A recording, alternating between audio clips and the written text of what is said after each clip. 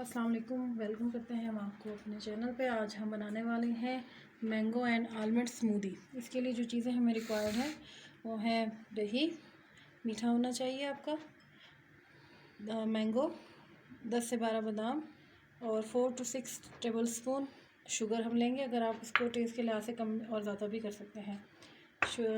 Ice और chilled water. Start करते हैं।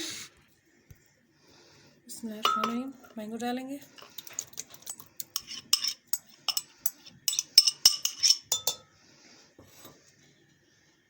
एक बाउल योगर्ट,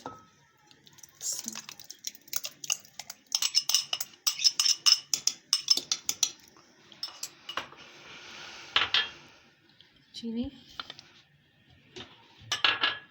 10 से 12 बादाम भिगोकर हमने इसे छील लिया है और थोड़ा सा पानी, चिल्ड वाटर।